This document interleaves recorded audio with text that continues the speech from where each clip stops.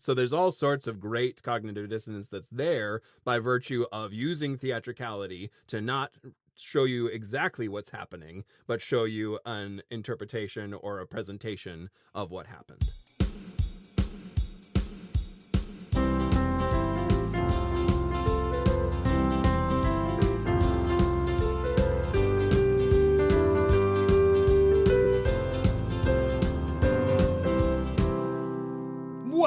Welcome back to No Script, an unscripted conversation about theater's best scripts. I'm Jacob. As usual, I am joined by Jackson, and today we are on the final episode of our themed month, Paula Vogel Month, for fabulous plays by one of the most fabulous, influential American playwrights that there is, the legendary Paula Vogel. And today we are returning to her legendary play, How I Learned to Drive. Yes, exciting to have been in this month in general and to have had these conversations. Great to spend some time in Paula Vogel's work. Exciting for us to return to this script again. This is a script from our very first season of No Script. So so it's fun to have the chance to return to it again and have the ability to weave the conversation of this play into the conversations we've been having about Mother Play, about Long Christmas Ride Home, and about Desdemona. Yeah, I think in our whole, we've done more than 300 episodes, and I think this is only the second time, maybe the third time that we've ever returned to a play, but it just felt like if we're going to do a month of Paula Vogel plays, How I Learned to Drive had to be part of that month. This is one of the most influential plays, I mean, in her canon, certainly, although her plays are massively influential, but really in like American drama, in that period of experimental postmodern drama, this play has long legs, as they say, has a high status, it's a powerful piece. It is an uncomfortable piece. It is this is not surprising for those of you who've been along with us on this month of plays, but it's a wildly theatrical, experimental, strange play in places. More recently, she's written the play Indecent. We've referenced that play a couple of times in this month, and we have an episode on that play as well. That play also has sort of gained the kind of mythic status because of its incredible features. But How I Learned to Drive is kind of a league of its own. It's one of those plays that you certainly, playwrights, artists of our generation, you pick up at kind of a certain point in your artistic development, and it really makes you go, whoa. Yeah, absolutely. Wow, we can do this. That's amazing. Yeah, yep. Certainly a well-loved play within the kind of millennial educational trajectory of theater artists, and a well-loved play as far as like the theater community. I'm excited for your context section, and I won't take too much from it, but this play being kind of a little bit ahead of its time when it came out, and then its return into the spotlight in more recent days is even as much as throughout that time it was a well-loved play that like really should have had a Broadway run earlier. So kidding. so and Paula Vogel talks very openly about, and I'll get to the what's about here in just a second, but she talks very openly about when she was writing and producing the early play, the idea that it was just going to be too controversial, too much. How dare you write this sort of a situation, which is maybe a good moment for us to say How I Learned to Drive is a play that deals very explicitly with the sexual assault of a young girl. And that's the subject of the play, and the play looks at that subject with all the depth and empathy in the world. And so that means that conversation is going to be some of what we talk about today. If today is not a good day for you to listen to that conversation, if you're not in the right setting for you to listen to that conversation, this is definitely an earbuds episode. Don't want to be playing this out in the public, but it also might be an episode that you need to skip or move on from, or whatever you need to do to protect yourself, this conversation is going to discuss the way that Paula Vogel approaches telling the story of the sexual abuse of a teenage girl. And so we want to tell you that on the front end, and also just to recognize Jackson and I are two adult men who come at that conversation from a very particular lens. When we did these, when we were in season 1, we weren't doing this, but now we will. We'll put some links in our episode description to other conversations about this play from other perspectives, and I highly encourage you to check those out. Don't let our conversation be the only way that you approach the subject matter, the material, the story of How I Learned to Drive. Yeah, for sure. Take good care of yourself and include others, or reach, like, there's lots of great conversation around this to be engaged with as well. Also worth saying, we did this on the first time we did this play as well. Though this play has treats in empathy, right? Paula Vogel treats in empathy and really does a lot of work at building that out. It is worth saying right away at the start of the show, sexual abuse is wrong, pedophilia is wrong, sexual abuse of a minor is very, very wrong. So all of those things, even though we're going to get into this kind of really intricate empathy-based story, we're saying that right at the top of the show. So it's worth saying out loud and clearly as we get into the conversation. This should be, I hope, a really interesting conversation just because of how interestingly Paula Vogel sets up this play. This is a non-chronological play. It's out of time. It's a memory play. It has these very stylized elements out of like driver's ed kind of imagery and language. It has a Greek chorus. There's fabulous, fascinating things for us to discuss, but we want to say just up front those things that we said about the actual content of the play and the discussions that it engages.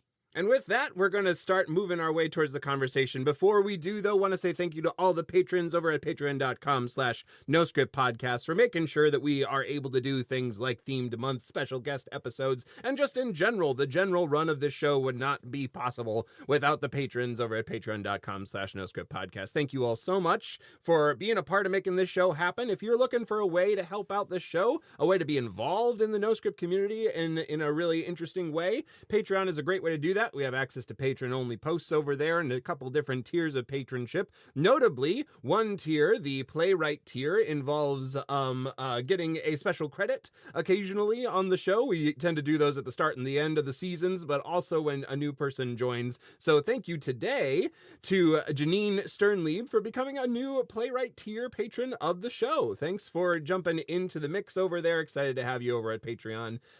For all of you who are either longtime listeners of the show or recent listeners and just kind of wanting to get involved in a new way, patreon.com/NoScriptPodcast is a great way to do that. Thanks to everyone who's already made the decision to become a patron, and we will see you over there. And now back to the script. Here we go. So in season 1, when we first talked about How I Learned to Drive, we weren't doing context sections as such. We would usually provide just the barest insight. And so I want to do just the regular context section that I would do for this play as a way to start, reworking our way through that conversation. How I Learned to Drive, as we've said, is famous. It has legendary, almost mythic status in the theater community. Of course, that means that this context section is going to be a summary, a snippet, a snapshot. It is not in any way a full production history or anything like that. Just a sense of the broad scope and life of the play for you, so that you have a sense of, this is a play from the 90s. It's now 2026. You maybe have a sense of how the play has grown and lived in that time. It was first presented as a reading. It was written and developed at the Perseverance Theater in Alaska. And Vogel says that she was one of the inspirations for the telling of this play is a famous novel, a much criticized but also very famous novel, Lolita, by Vladimir Nabokov, and I'm not going to pronounce that right, I'm sure. The play ultimately goes on to premiere off-Broadway at Vineyard Theater in 1997. That production, directed by, and remember these people please, directed by Mark Brokaw and featuring Mary Louise Parker and David Morse. It goes on, here's a great shout out that we love to give. LATW, the Los Angeles Theater Works, has an audio recording of this play that was recorded in 1997, right there, right when it began.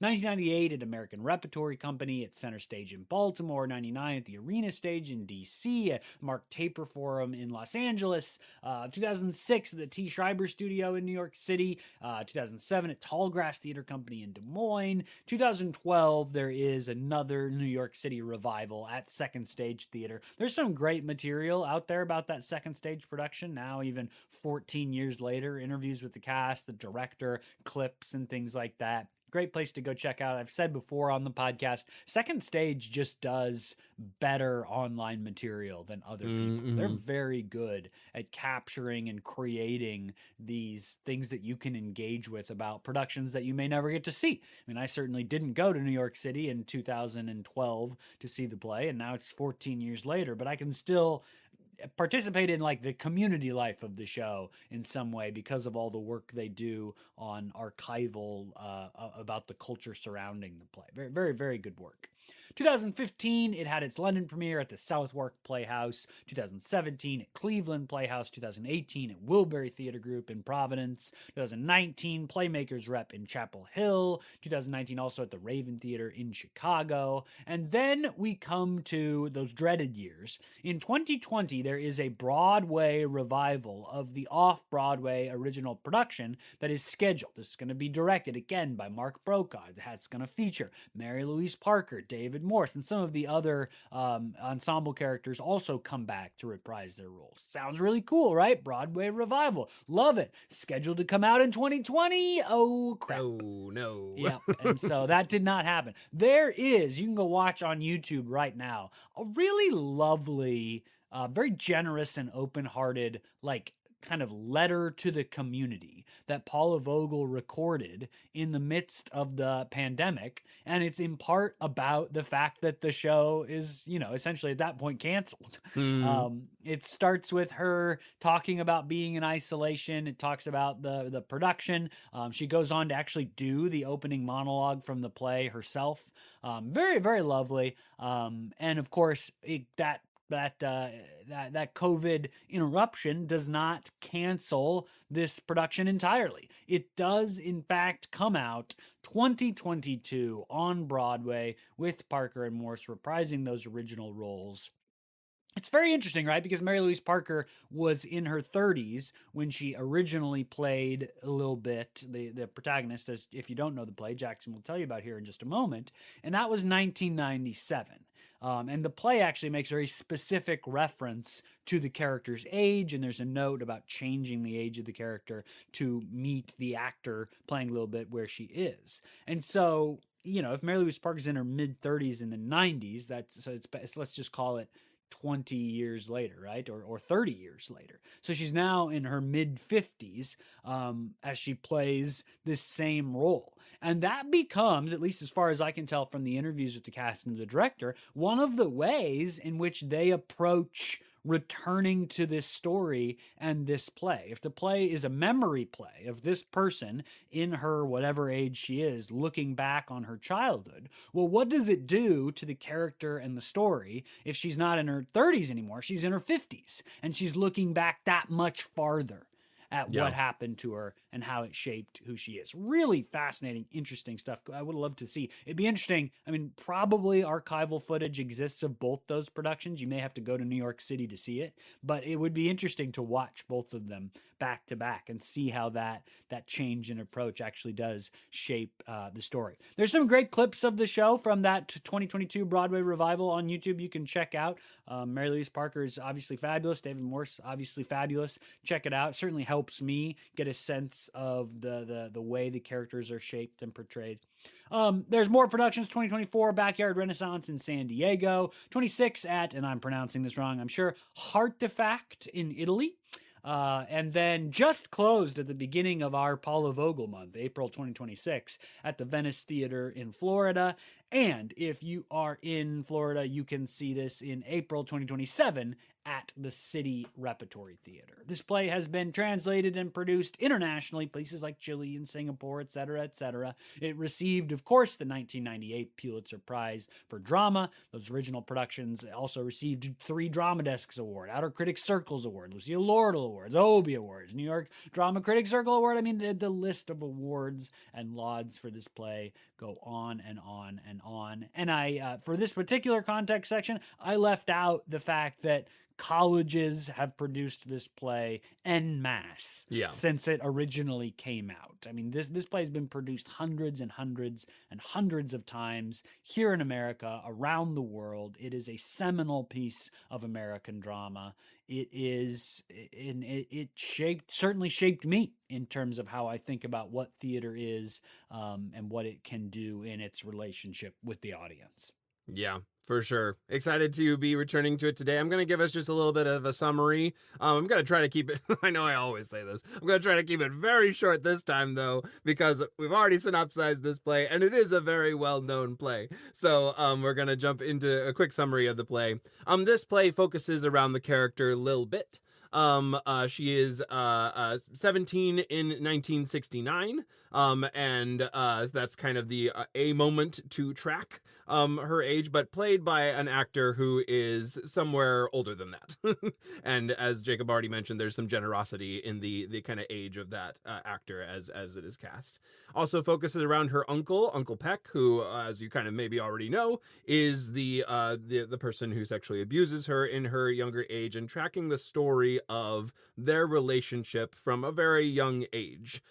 This play is done in 18, I counted, vignettes. If you were to do this in French scenes, there would be even more, because within each of these vignettes, there are kind of individual breakout scenes sometimes, so somewhere in the 20 different vignettes.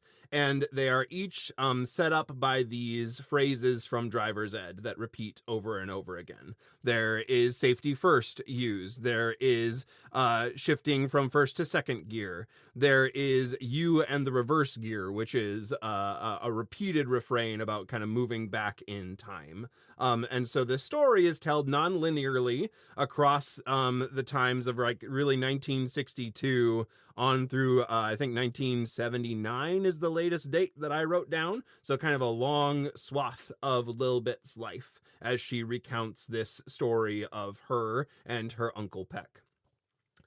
This is a very difficult story that she is unpacking, one of the kind of weird crossover between familial boundaries, and there's like various degrees to which those boundaries are transgressed. Certainly with Uncle Peck, from a very young age, he physically crosses boundaries, and this happens in multiple scenes, starting this is at the end of the play, but if we just to kind of track it linearly, when she is 12 years old is the first event of some physical abuse that he of a sexual nature that he does to her while he's teaching her how to drive. And the play kind of uses that motif of like learning how to drive to kind of talk about the ways that this relationship continues to be abusive all the way until she is in college. And we kind of track multiple moments of happens in the car a lot, of these kind of alone moments while he's teaching her how to drive. Notably, her father is out of the picture, and so there's kind of this moment where he takes on the role of teaching her how to drive, but also takes on the role so that he can be alone with her, and it leads to these encounters.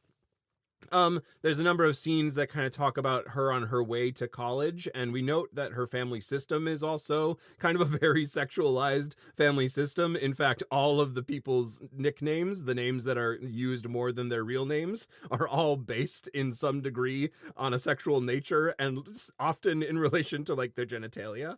And so like there is this highly sexualized nature of the family dynamic, and what they talk about in the room is certainly also very sexual in nature, especially to have kind of multi-generationality of like the grandma at one point is trying to scare Lil Bit out of having sex, while the mom is trying to tell stories about like it'll be fine, and kind of encouraging her towards an openness towards sex, or at least a knowledge of sex.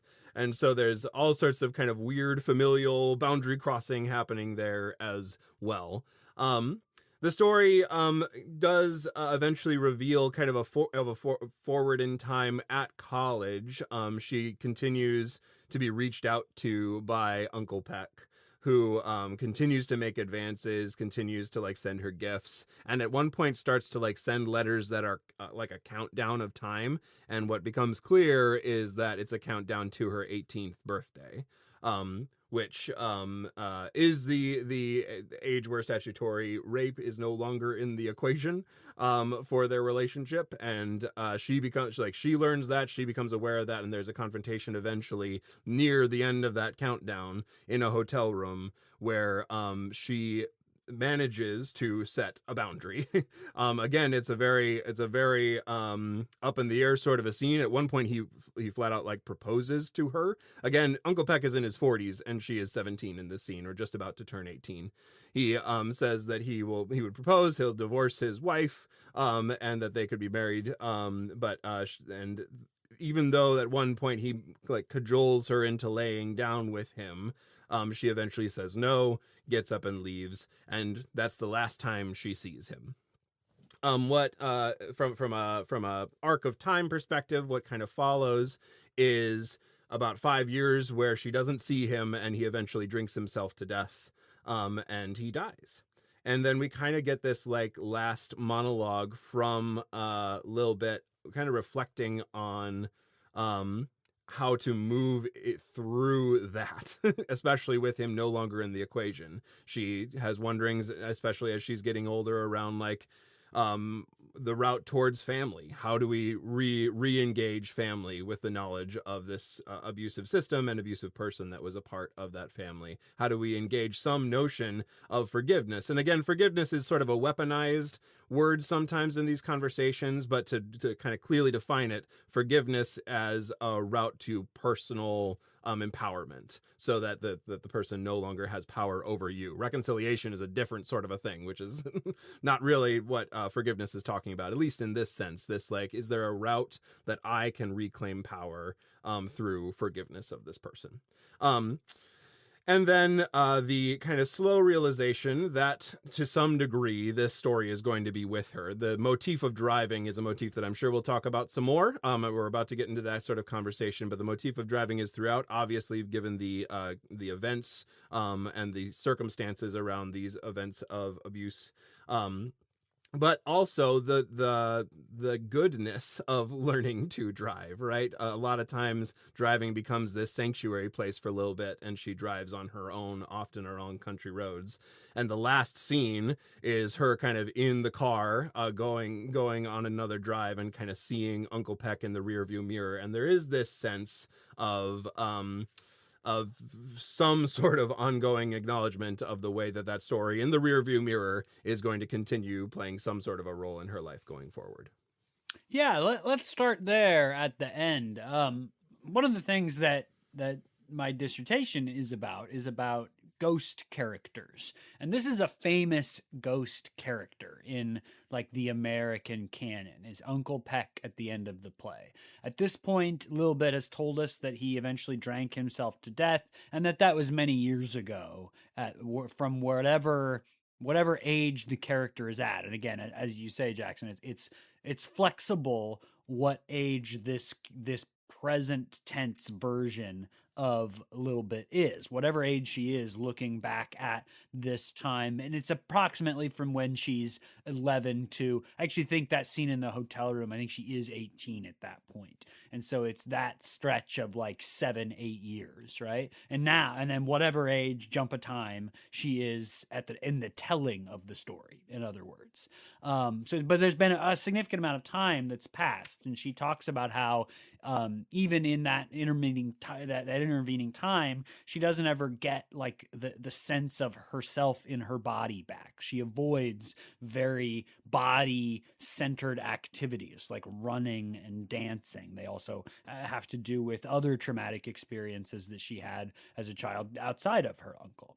But driving, she says, is one of those places where she really can feel in her body the feel of the car, the control of it. There's really I think very moving and motivating scenes as he's teaching her to drive.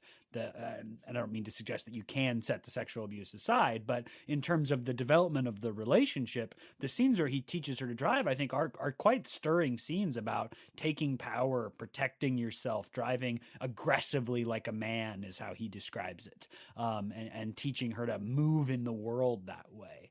And so, apparently that has grown on through her adulthood. Not all of it is healthy. She describes in college driving drunk at an incredibly fast pace down these country lanes, always feeling like she's one a steering wheel pull away from pulling the car off, driving the car off the road, and essentially in a one car suicide.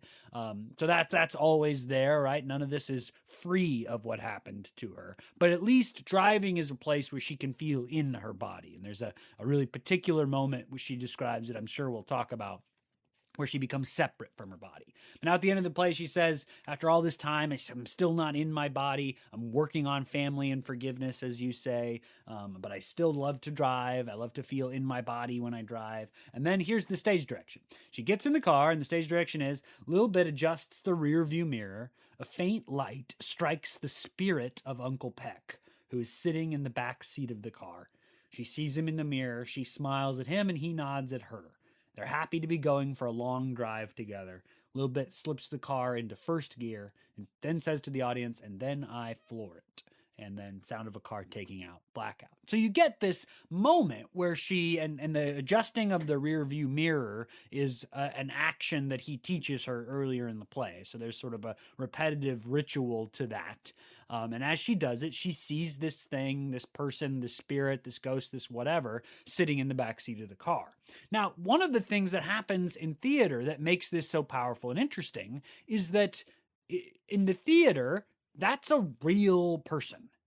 Yeah. Right? Like the real actor playing Uncle Peck in his living body is sitting in whatever you imagine as the backseat of a car in this context. And we, the audience, know that that human being is alive, even as the story is that the character is dead. And this is one of the amazing things about how theater tells the story of people who are dead. We do that with living bodies. And so you get this very real, very present, very physical human being that is still around in her mind and spirit and imagination and soul.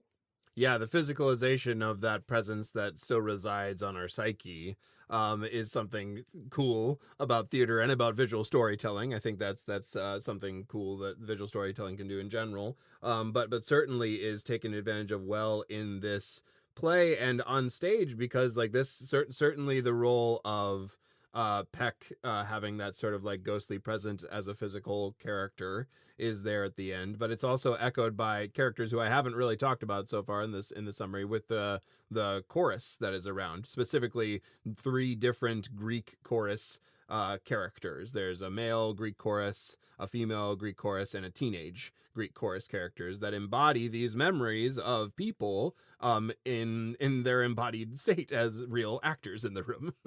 Yeah, they play all the other characters of the world, including all of Lil Bit's other family members. And in this moment, there's kind of a moment where she's adjusting the radio and little snippets of their lines from earlier, including really awful things that her family said at various points. In a very early scene, her grandpa is making fun of her for wanting to go to college and learn Shakespeare. And he says something to the degree of like, how is Shakespeare going to help her lie on her back in the dark? Right? I mean, just really, really hard things to hear. And really, the fact that Lil Bit's family is outside of Peck, although obviously including Peck too, but I mean, the fact that her family is so outlandishly horrifying, Awful. Yeah. right, is actually part of why Uncle Peck is able to have such a hold in her life, because again, and I don't mean to suggest you can set the sexual abuse aside, but I mean in understanding the relationship, he's the normal one. Right. Or the right? one, yeah, the one that like shows caring and kindness, and teaches her something, and so like it's sort of the only port in a storm sort of thing that he certainly takes advantage of, and that she moves towards, certainly in part because of this like full court press that is happening in literally every other sphere. One of the other vignette scenes is her and the kind of difficulty of puberty in high school, and the full court press that, as her body changes, that the whole school is kind of like pushing against her as well. And so there's this one harbor that is, at a very early age taken advantage of, and kind of a formative memory is formed with Uncle Peck. And so that person becomes, through his manipulation, this like quote unquote safe spot for her to go to. Right. It's this series, sort of montage of her as an adolescent, as her body is developing, and how the other people her age, especially the boys, but also the girls, react to her developing breasts. And there's, some really fabulous theatrical storytelling there. There's a homing beacon sound that sort of drives the boys crazy at this dance. And there's a great, really a kind of an understatedly great theatrical storytelling moment where they're about to step into the showers, and they wrap towels around their like clothed bodies, right? And so there's a level to which this is not really happening in front of us, that we have to sort of imagine or agree to live into the world that's happening in front of us. And so you get these really, disconcerting at the dance. There's a boy who wants to dance with her, and he keeps asking her over and over again. And at one point she says that it's because he's short enough, he only comes up to about her breast height, and that she feels that he wants to dance with her because he wants to watch her jiggle. And that language becomes something that she holds on to and uses at other points in the play. So you get that contrasted with this scene where, what Uncle Peck is doing is taking pictures of her. At the beginning, they're not nude pictures, but they're certainly Highly sexualized suggestive, pictures, or sexualized. suggestive pictures. He's Yeah, trying to get her to sort of dance and move and be in her body in a sensual way as he takes pictures of her. And later in the scene, he suggests that, at some point she might have a portfolio to send to Playboy. So we have a sense of what the pictures are for. But and again, this is where the play is designed to be uncomfortable. The language that he's talking to her is very affectionate and like in a meaningful way. Well, at one point he says he loves her, and I don't. It's not. Uncle Peck is, and this is a great character note at the beginning of the play. Paula Vogel says the kind of person that you would cast as Atticus Finch, right? He's not designed to be presented as the creep in the corner, right? He's somebody that Lil Bit genuinely loves. mm-hmm. And that love and affection that is real is part of what makes the abuse so much more awful. But it's also why that moment at the end of the play where he's with her in the car is both traumatic in the sense that what he did to her is still around, and affectionate in the sense that what he taught her is still around. There's a great interview with Paula Vogel where she talks about part of what this play is about is accepting the gifts that people give us even when they hurt us. Mm-hmm. Right? And that's this scene. He is certainly what the scene with the photos does is contrast the way he talks to her with the way that the people at school talk to her, which is that her body is grotesque in some Right. places, or it's like out of her control. The boys are just drawn to it like a homing beacon or a magnet. And Uncle Peck says things about how her body is beautiful, how she should own it and live in it and be part of it. Obviously, that's awful. He's her uncle and she's young. But that the contrast is designed to show what that is doing to her psychology, Mm-hmm. to what she believes about the safety of this relationship. And there's a great, I think Paula Vogel dramaturgically does something very smart. She doesn't reveal to us how old Lil Bit is in this scene until late in the scene, where he says something, to the effect of like, "You have a great body for being 13." Right? Right. That's disturbing things like that. She layers in late in the scene, so we have to sort of work our way through what's going on. Yeah. Yep. Yeah. There's a lot of that sort of like make your brain do the work to try to figure out what's going on. The thing that you said at one point in there of like the thing that we know is around the scene with the towels. It's not really happening in front of us, or whatever is happening is not really happening in front of us. The other way that over and over that gets highlighted that I think like that I think I really only picked up this read through in a new way, at least I picked it up this time, is that this play is hard to read um from the standpoint of you are picturing the age of the characters as they are Oh, in great point. in the Yes. narrative all the time. And so the narrative is being told like this is this 13-year-old girl at a photo shoot. And it's hard in your mind as you're reading it to divorce yourself from that mindset. Interestingly, though, on stage, these are two actors who are, one is maybe in their 30s and one is maybe in their 40s, so regionally close to each other, on stage acting out these parts. And so for a lot of the play, there's a notable exception at the end of the play, towards the end of the play. A lot of the play, there is like this sort of like, it's maybe it's isolation, maybe it's like alienation, maybe it's something is happening to your brain that is making it go, oh, well, this isn't exactly what happened. I'm watching a different sort of a scene, but there is that underlying tone that is evocative of the way it is to read it, which is that this is happening with a very young character and a much older character. Yeah, a term that I developed to describe how theater plays with memory in this way is the idea of retropresence.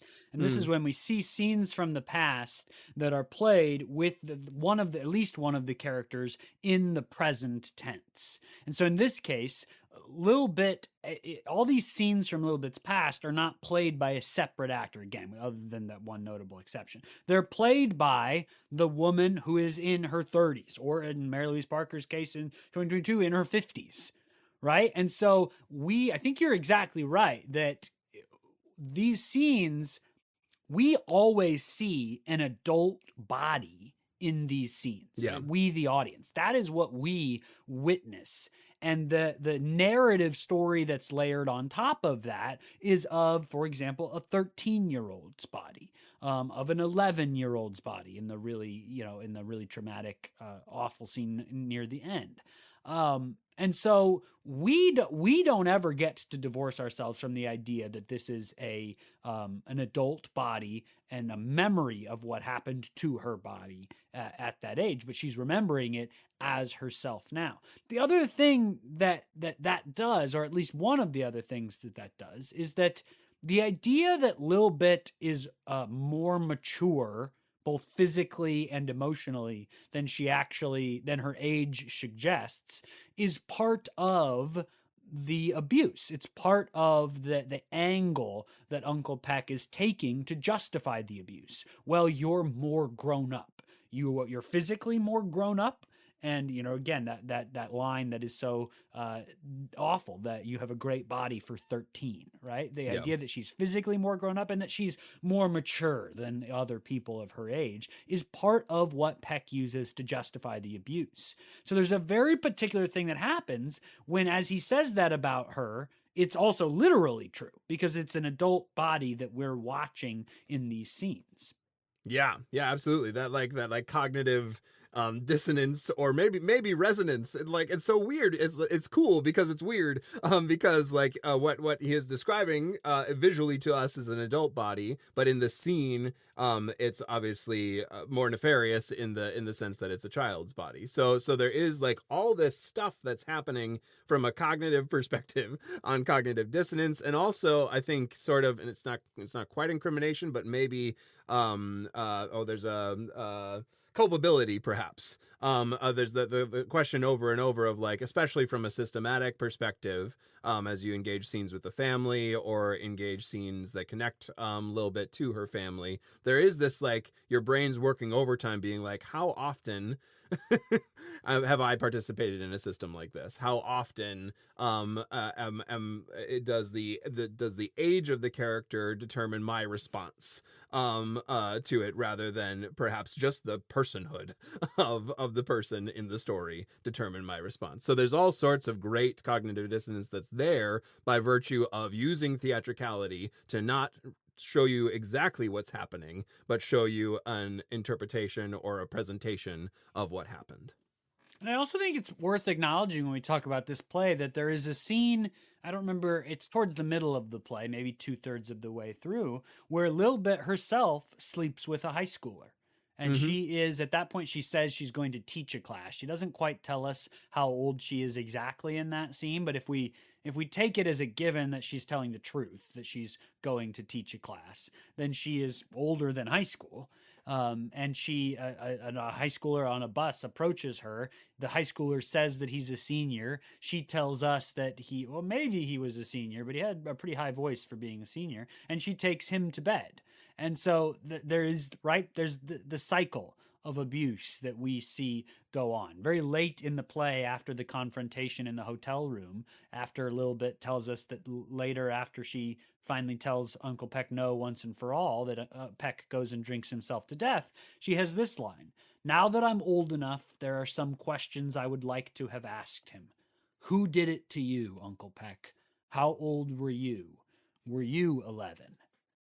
There is a very upfront and frank and acknowledgement, not to justify Uncle Peck's actions or, frankly, to justify Lil Bit's actions, but a very real sense of saying that these cycles of abuse continue until someone is able to break them. And I think your question about how are we part of a society that makes them very hard to break. The scenes that don't have Uncle Peck in them are almost all of them are like wild and absurd in some way. It's hard to believe that her family really talks and behaves like that at all times. And certainly the scenes with the high school and the middle schoolers are exaggerated and absurd in some way. So you have this crazy world, these traffic signs, these lights, these crazy over the top characters. And then you get these scenes with Uncle Peck, which are very real, very down to earth,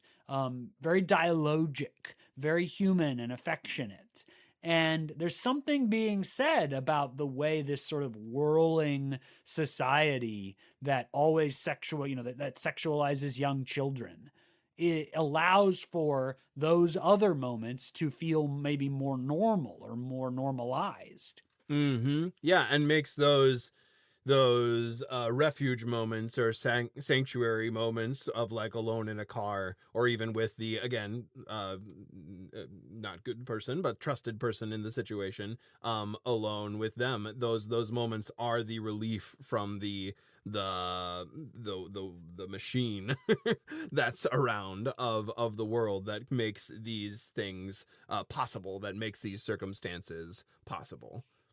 There's another interview with Paula Vogel. I think in the interview she's actually talking about Desdemona, which we talked about last week, but it obviously applies just as well here. And Paula Vogel she's talking about teaching young playwrights and how she's trying to teach them to avoid a pitfall of like commercial drama. And she says that the purpose of drama is to like thrust the audience into a term that she uses is negative empathy, into thrusting us into everything we fear, everything we resist, everything we are revolted by, is the quote. And that she warns that playwrights now are a little bit too interested in writing characters that people like, telling stories that are too comfortable, too easy, and that in fact it's the stories that are everything we fear and resist and are revolted by that are the core of the purpose of drama, is her phrase. And so I mean, this play is that, right? The idea that there is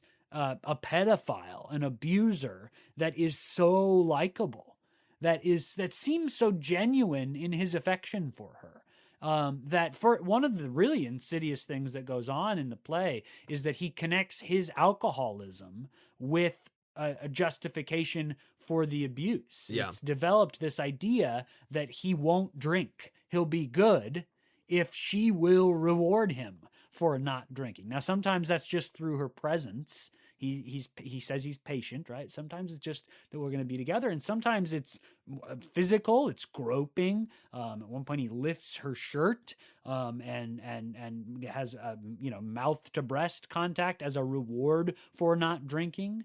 And then when she finally tells him no once and for all, that's when he drinks himself to death. So he connects. I don't know that he makes this connection for her. I don't think she sees him after that. But there's certainly the connection made in her mind, the associative connection. I said no, and that killed him.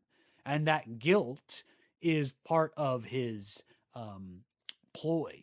Mm-hmm. Absolutely, yeah. Woven into the slow reeling in of the fish, to borrow it from his other Yeah, which is a awful metaphor he monologue. makes, right? Yeah, his other awful monologue that he does. Yeah. The kind of the slow game that he plays, and tying it to rewards, tying it to all of that. Yeah, it's yeah, absolutely. It is this kind of like insidiousness that continues to boil over. Eventually you get more and more scenes where, you know, it's sort of a little bit on the fence whether this is an empathetic character or not, and then more and more scenes start to corroborate. The other big one is there's a big party celebration that he like consistently gets her drunk, and she's, I think, 16 at the time, had just Yeah, just it's the learned how to drive. celebration for her getting her license. He takes her Yeah. to this hotel restaurant where apparently he knows this place. I guess there's like a network of people who take children and get them drunk, and they all kind of know about this restaurant. I'm reading a little bit into it, but it seems to be what he implies.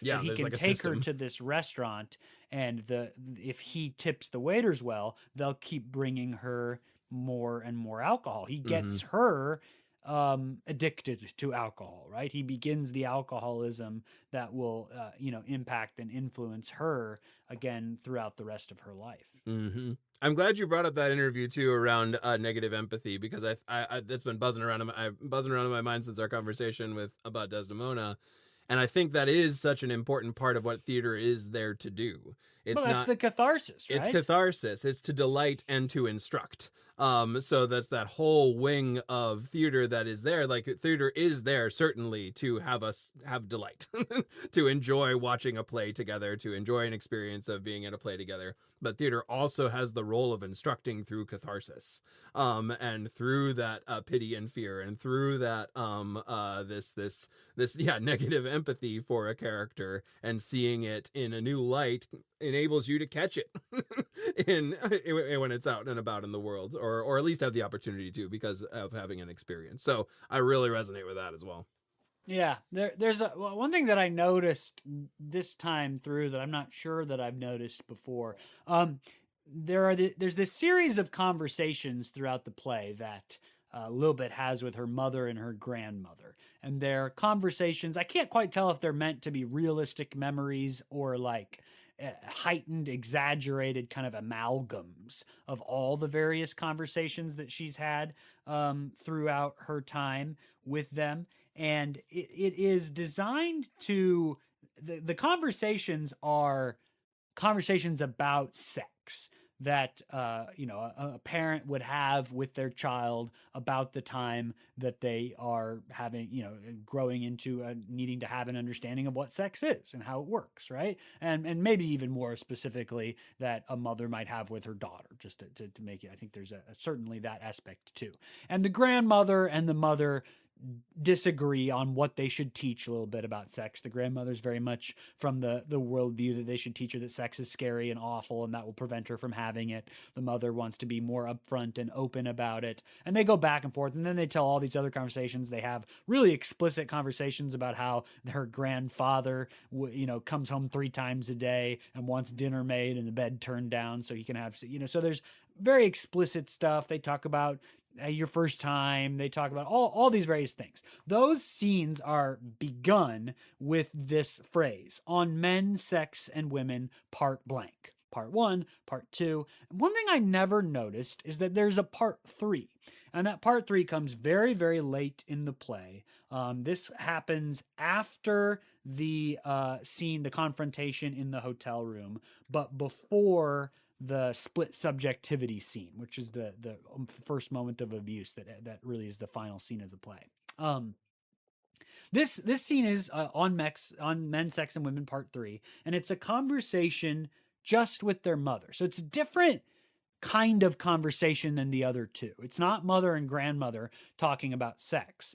What apparently is the case is that Lilbet at 11 has asked her mother if she can stay, I think it's stay an extra week at the beach. And if she does that, Uncle Peck will drive her home.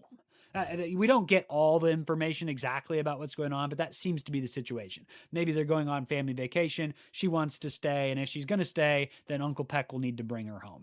She's asking her mother permission for that. The scene starts en media res, so we have to kind of figure out as we go along. But essentially, the scene is her mother says, "No way. Your uncle pays entirely too much attention to you." At one point, she says, "He's a small town hick who learned to mix drinks from Hugh Hefner." Her mother is essentially objecting to her going on this cross country drive or this extended road trip with her uncle at 11 because she doesn't trust her uncle, Uncle Peck. I'd known that conversation is part of the play. It's an extended scene. I've never seen it. I don't know that I've ever noticed that it's begun with that on men, sex, and whatever it is, part 3. Yeah, yeah. And what that does to what that scene means, to associate it with those other two more exact. I mean, this one, it clearly, to me at least, is a very real, this is the conversation, or at least her memory of that conversation. Whereas the other two, I don't quite know if they're exactly real conversations or some sort of smush up of all the conversations that they had. This one Right. seems to be an explicit memory of one conversation. Interesting as well, because each of those are have a number associated with them. There's part 1, part 2, part 3, that are said out loud. Interesting that part 3 is the oldest memory from when she is the youngest, The earliest, yes. So again, there's a little bit of there's a little bit of the sense that you're going with this with this character as she delves into this story. And I think that's some of the anti-linear nature of this play is it is the journey of remembering. And it's the journey of kind of slowly bringing to light these events that maybe are packed away somewhere, that maybe haven't been clearly remembered, or maybe they are, and it's just the way that storytelling works, is that you kind of make your way through them. So it's interesting that in a sequential series of scenes, it's the oldest one that gets the most advanced number of sequence. So that conversation with her mother, with the part 3, which again, the first one, the part 1, I don't know that it has a date. The second one clearly comes after. It's a little hard to tell, and some of the memories, because it's a non-chronological play, a non-linear play, we don't know exactly when they happen. But this scene definitely happens when she's 11. There's the scene with her mother. Then her mother eventually agrees to let her go, but the scene ends with this line: "All right, but I'm warning you, if anything happens, I hold you responsible." Next line, 1962, "On the back roads of Carolina, the first driving lesson." And that's the same year. We're talking about coming back from the beach. So I think it is pretty clearly implied that this scene, this split subjectivity scene, this moment of abuse, the first moment of physical abuse, I think, happens on this car ride that her mother was worried about.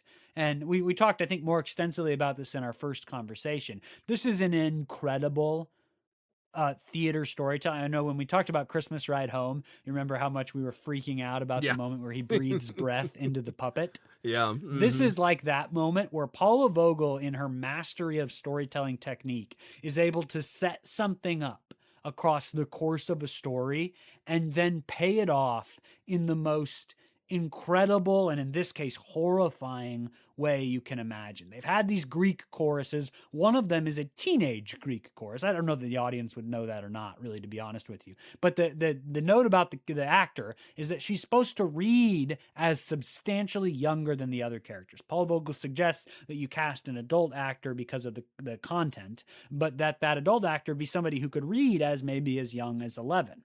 Because in this scene, as they're driving home, little bit the woman, the actor who's in her 30s, 40s, 50s, whatever, plays the scene physically. But the young teenage Greek chorus, again, who's supposed to read as very young, speaks the lines. So that's what we call split subjectivity, two actors playing one character, two or more actors playing one character. And at the end of the scene, and the scene is Uncle Peck allows her to drive at 11 by sitting her on his lap, and while she's driving, he gropes her. And I think it is implied that this is the first moment that he physically abused her, because the end of that scene a little bit steps out of that moment and says, "That day was the last day I lived in my body. I retreated above the neck, and I've lived inside the fire in my head ever since." So there's a physical representation of this split, which is often the case with trauma, a split out of the body. And so, I mean, just incredible theater storytelling, incredible use of the body. But again, I will just want to return to this idea that scene is connected with that On Men, Sex, and Women Part 3.